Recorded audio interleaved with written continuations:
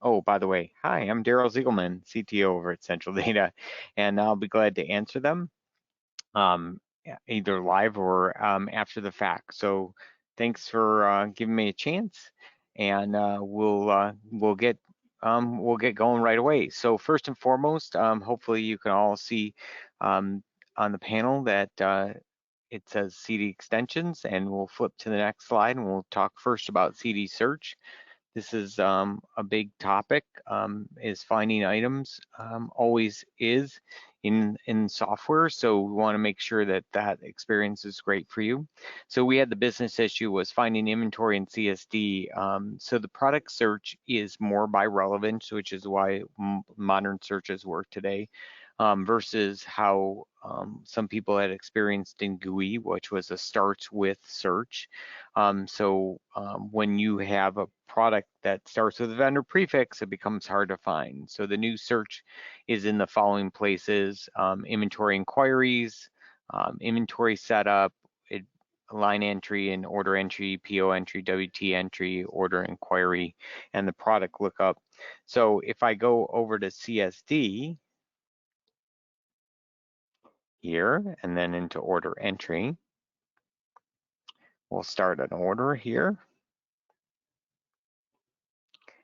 And you'll see that the current search right now is product relevance. So if I type in here 1-001, it gives me 2 products, right? But if I type in just 1-0, it's, oh, wait, somebody changed my search on me. So that is the normal search. So that is our search. So if you type in 1-0, you get this drop down here that starts with the prefix of that. If I type in 2-0, you get the same type of search. Now I can show you. I don't know why we're seeing that, but in the normal CSD instance, if I type 1-0, 1-, I'll get products that are all over the board because it's looking in the descriptions, whereas this starts with search is looking only in the product itself, starting at the beginning and working left to right. We also have expanded the number of results. I think it's 250 if the developer told me lately. So you're seeing a lot more results in that panel at that point. All right, excellent. Let's move on to the next one. Then the next one is the CoNo in the browser tab. So when you have multiple companies and you're logged into multiple at the same time, you can't tell which company you're logged in on a specific tab. So we created a Chrome tab extension to show the company in the Chrome tab header. So you see right on the top here, it says SX-CoNo-143, SX-CoNo-150. So you can tell which company you're logged in on each individual browser tab. This is very handy when you're, working in, as said right here, multiple companies, and you want to know which company specifically that you're involved with. Moving right along. Fix columns and inquiries. So when you're using inquiries and you roll down the screen, you lose the column headers. So if you want to switch to another tab, you have to roll back to the top of the screen, and this locks the column headers in the following screens: vendor inquiry, customer inquiry, order inquiry, WT inquiry, PO inquiry, and the inventory inquiries. So if I go back over here to CSD into company 150 that doesn't have that extension installed, if I go, for instance, to the general tab and I roll down the screen, the headers are now gone off the screen, and I get to the bottom and I go, oh, that's great. Now I need to go to the next tab. I have to scroll back to the top, and then I can say, oh, I want to go over to the ship tos. If I go over to my other company here and do the exact same thing, and I go to the general tab, when I roll down the screen, that top part does not roll off the top. So now we're all the way over there. We can go over to ship to now. We can go over to groups. We can go over to period balances. We're not losing that top part. So that's really our fixed header enhancement for you. And this is a lot about quality of life and enhancing the user's experience. So really helps them with their using the software that much better. On to the next thing. So manual acknowledgement. So a lot of people do get EDI acknowledgements, and that's great, and they come in and automatically update your POs in the system, but sometimes you're getting manual acknowledgements where the vendors are sending back an acknowledgement on paper. And so the buyers who are responsible to update CSD when a vendor is acknowledging that way, and they need to update the lines and the due date and the vendor's order number and such, these required you to update 3 different places, which reduce their inefficiency. So we customize the manual acknowledgement screen to have the ability to update all of that information in one fell swoop. So if I go back over here to CSD and I go into PO ET, and I say I want to do a manual acknowledgement, I can pick my PO here, 743, it's in printed stage.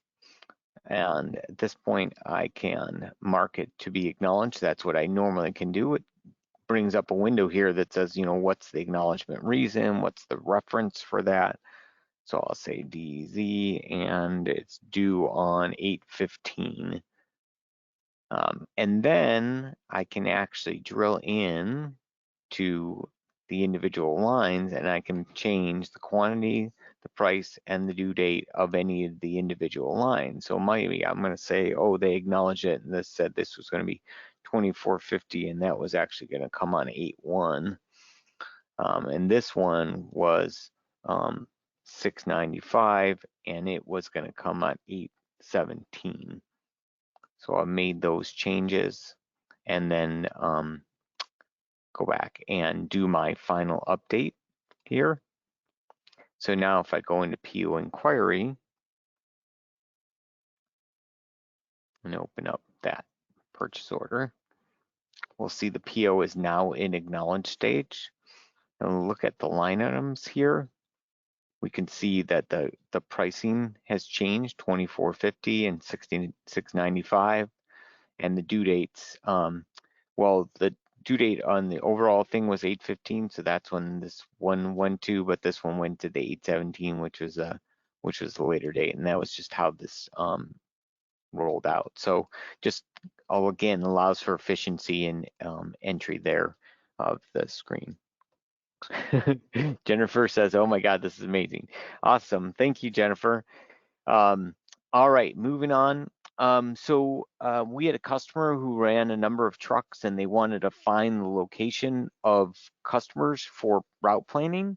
So we created a context app for route planning in order entry, shipping feedback, and in WT entry, which will actually show them anybody the driving directions from your warehouse to the customer's location.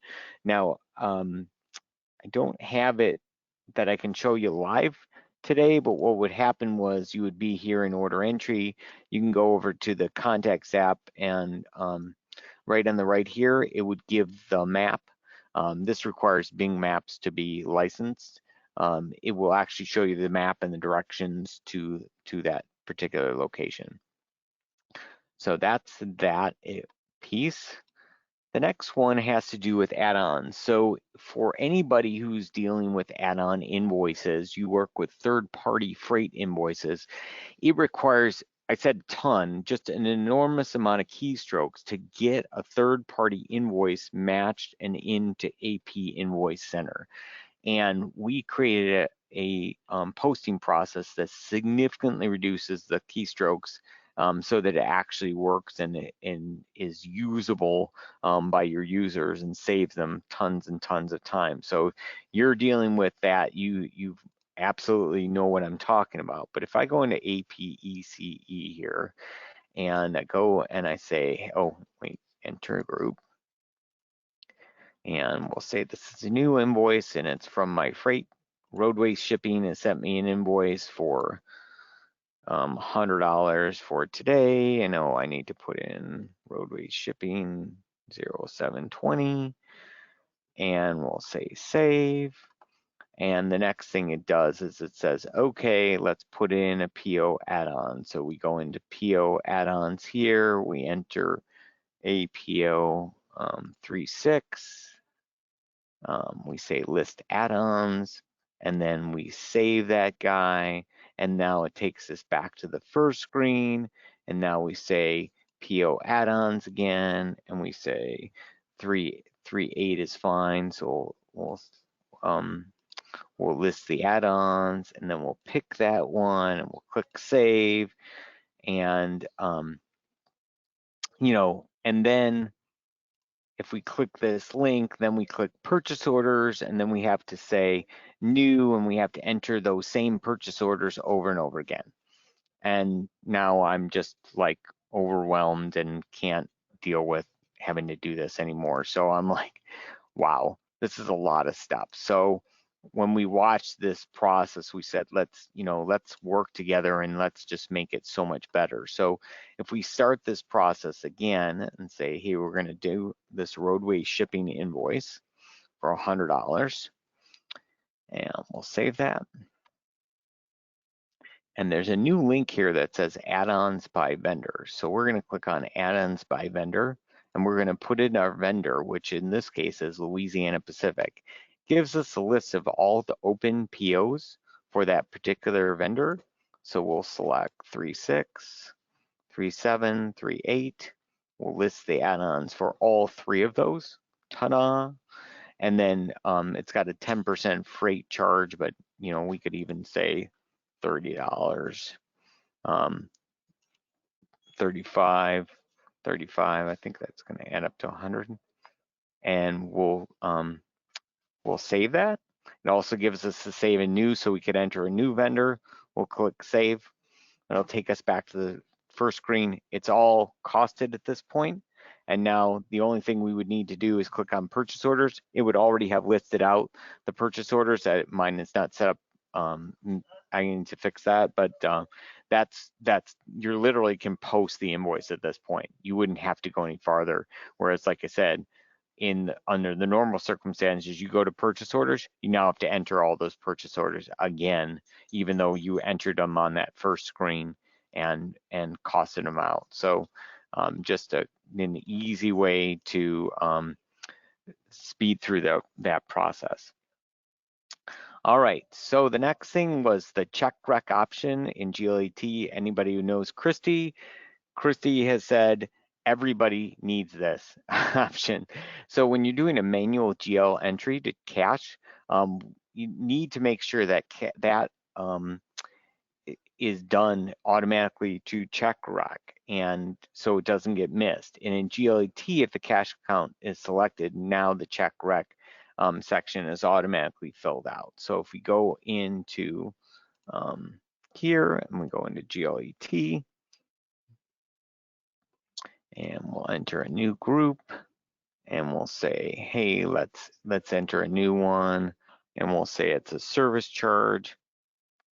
So service charge is a debit, and it's $10, and there's nothing needs to get filled in down below. But if we click save and new here, and we said cash, and we picked our cash in the bank account, we're going to do a credit of $10.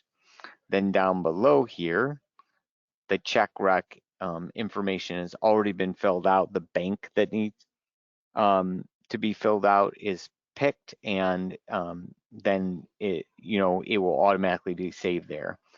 Tony had a question about this being recorded. Yes, absolutely, it will be recorded, and anybody who is here or signed up will get a copy of this recording. So yes, you'll be getting the recording after the session is over. All right, moving on.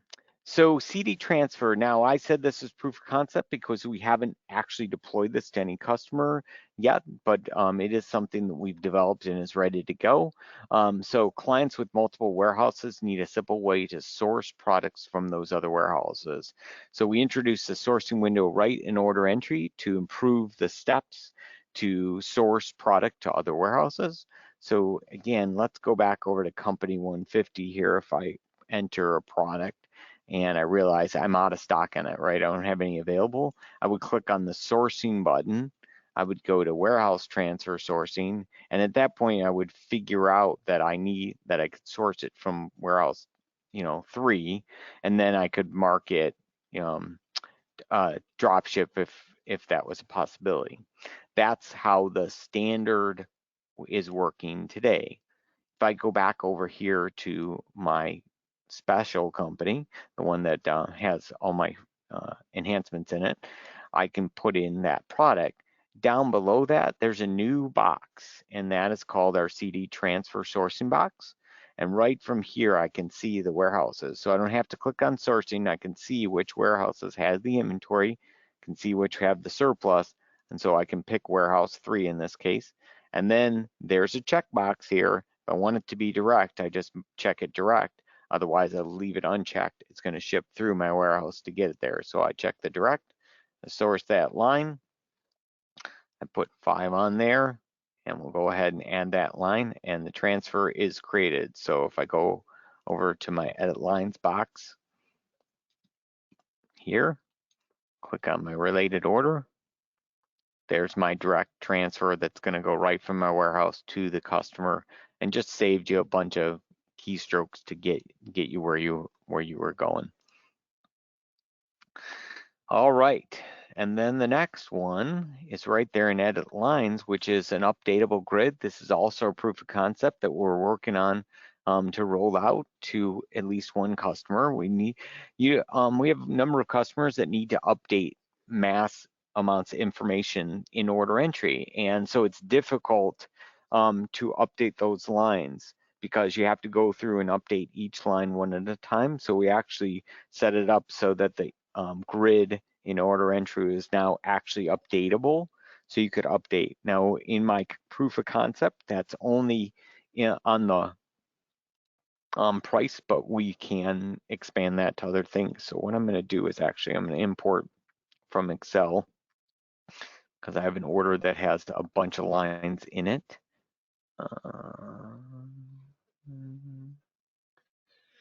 Order import, there we go.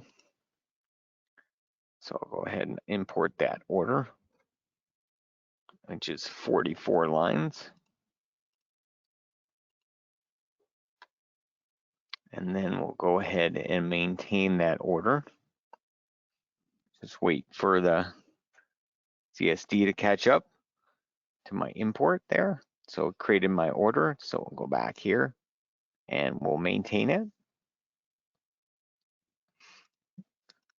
And then what we'll do is we're going to do a search for certain lines, because now, customers come back and said, oh, I want, that same line is in there 6 times because there's multiple rooms or whatever, for whatever reason. So I can turn on the filter and I can say, hey, I'm only looking for product 1-001. Okay, so now right on this screen, I can go 14, 14, 13. I just have to wait for it to catch up to me, but I can update. It's going through all the logic to retotal those lines, and I went pretty fast. So that's the only thing that kind of takes some time, because again, what you normally see in the screen is that you have to click the line, hit update, and then wait for this to happen. Well, I did it 3 lines in a row, and it's like, wait, slow down, you're moving too fast. So it's working on it right now. So that's, basically I can update in this grid the information, and ultimately we've had somebody ask us about quantity, cost, price. So we're going to be working on all of those ultimately one at a time to get where we're going. So just know that that's something that we want to and is available in our library. All right, so we're going to move on to CD portal. So yes, the ultimate, Jennifer asked if you could update the quantity ordered in that screen. So right now, no. The only thing that we do allow for is changing that price, but ultimately, yes. If you said to us, hey, can you update quantity ordered, we we can do that. So we have the ability to update the fields. We just need, to work through that with somebody and roll it out and have it go live. So that's why I put proof of concept on those two, because everything else that you saw prior to that are in production with people using them. Nobody's using those last two yet, but they will be soon. Okay, so CD Portal. So we have a number of customers, some of which who are doing e-commerce and some who are not doing e-commerce, who just need a way to present information to their customers 24/7. They want them to be able to see their orders, to track those open orders, quotes, orders, open and paid invoices, track them, print the invoices if they need to, and then pay them either by credit card or ACH. They want to give their customers the ability to pay their invoices online. So what we've done is we've created CD Portal. And CD Portal was originally created as part of our e-commerce strategy, but it's now a standalone product. And it's really, we are in version 2 of that product. So when you look at the screen, this is our new version 2 application. It said on the PowerPoint that it was coming, but this is actually version 2. We are right now in beta with this product, although version 1 is being used, but version 2 is in beta because it's a rewrite. But when you log in as your customer would log in, they'd be able to immediately see their open account status with you today. They could look at their open quotes and see, what open quotes are in the system. They could look at their open orders. If that order has a tracking number, if there are package records in CSD for that order, those would show here, and they would be able to track that order from there. And then if they click over to open orders or open invoices, I'm sorry, they could then print that. If they want to print the invoice, that would pull from IDM and from the data repository and print it, or they could say, hey, I want to pay some. Well, there's only one invoice here, but they want to pay some or all of that invoice or invoices accordingly. They could pay the full balance, or they could pay a partial amount, and then it would go through SendPOS, which is our processor, to either process it, take a credit card or take an ACH. That would automatically go through SendPOS, get an approval back, and if the approval came back, then it would update CSD automatically, and so AR would not have to do anything. The order would be up to date, and they wouldn't have to. You guys wouldn't have to do your AR application; it would be done for you. And then we also, once those invoices are paid, they can look at paid invoices, and they can reprint those as well, and their searching capability and all that stuff, so that they can go searching for anything that they're looking for. All right, and then lastly, we have CD Ship. CD Ship is something we've been developing and releasing for some time. We're on version 5.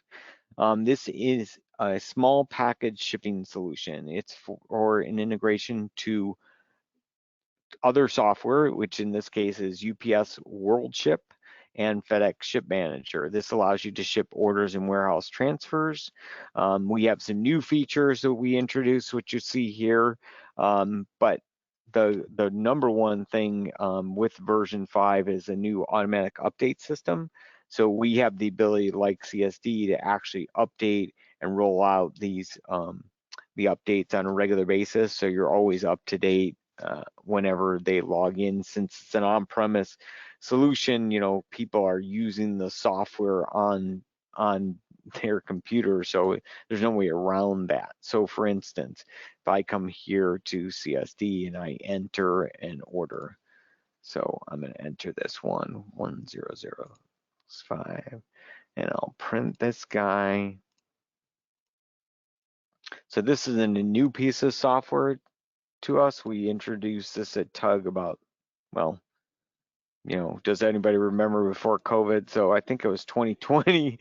We talked about it at TUG, but if I come over here, oh gosh, WorldChip always wants to update. So one moment, well, it decides that it's going to update. So WorldChip is not our software, right? This is UPS's software, and so they provide that software to customers on a regular basis. And then we also have FedEx, Ship Manager, similar in nature, right? It's just a package shipping information station. We've had people ask us, well, can you do USPS? Well, the answer is no, because USPS doesn't have a shipping solution, right? We are just providing the integration between the two softwares, really. And so what CD Ship is here is the integration between those two things. So I apologize, I had it updated and it decided to update yet again.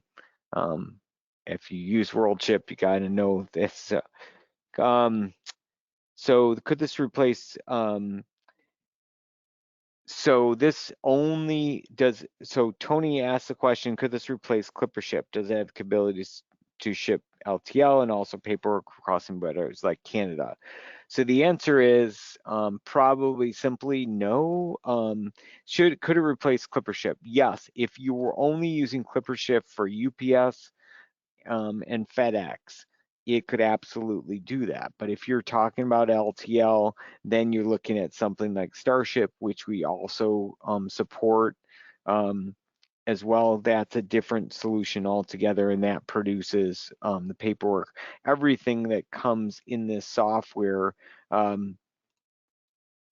is all based on the integration with their solution. So again, when you're here, oh gosh, okay, I think I've got to the end of all their updates. If you're here now, I can say, hey, I want to ship this WorldChip. I want to ship this WorldChip order, and so it passes the information, the shipping information from CSD into WorldChip. It then says, how much does that package weigh? Well, it weighs 25 pounds or package or packages. And so it says, okay, that's, I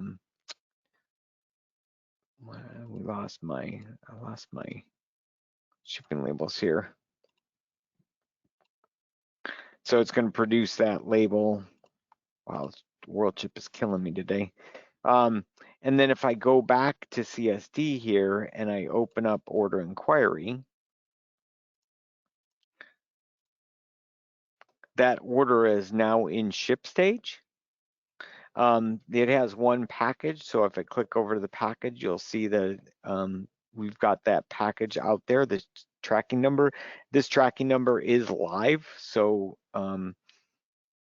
you're connected to UPS, it's going to take you out right to UPS and send you to the tracking.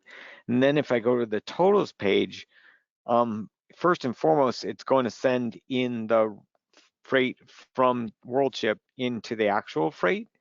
And then what gets charged to the customer is always somewhat up to you guys. So there is a ARSB record out there in the system, and if I said, whatever I charge the customer, it's going to be 10% more than my cost. So 10% times the 36.53 is $40.18. That's what I'm going to charge them to ship that order. So that happened automatically with WorldChip. Now, if I come back over here and I said, hey, I want to void that package, which I can do, I can come back here because I also don't want them to show up at the office to say, hey, I want to pick up that package. I'm going to actually void that guy. When I do that, I come back here to CSD and I refresh this order.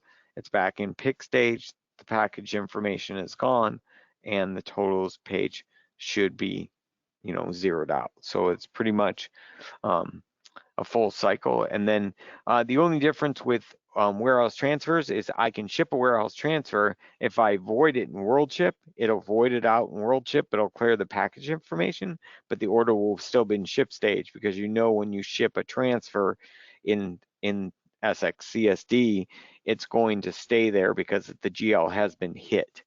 So we cannot undo what has happened at that point. So I will just tell you, each extension is priced, configured, and supported independently. So what we do is we provide you, the core product as it is out of the box. We'll give you, a proposal based on that. And that then if you said, hey, I'd really like it to do X, that's not the core thing, then we could, look at enhancements beyond that. But we deliver a fixed price based on the standard software. So if you want to request any of the extensions, you can contact me directly. Um, um, dziegelman@centraldata.com. You can contact Mark M. Fox at centraldata.com, or you can send in a support ticket, and any one of those is a way to get that. And sorry, Tony, this is not going to be part of this week's update. This is actually stuff that we have developed independently and will be available as custom, really, for each person who wants it. So I want to thank you all for taking the time out today, as you always do, and appreciate. Um, thank you to Tony said, yeah, I appreciate you. I always give you credit, absolutely. So thanks everybody for certainly giving us your time, and I'll say have a great day, and we'll talk to you soon.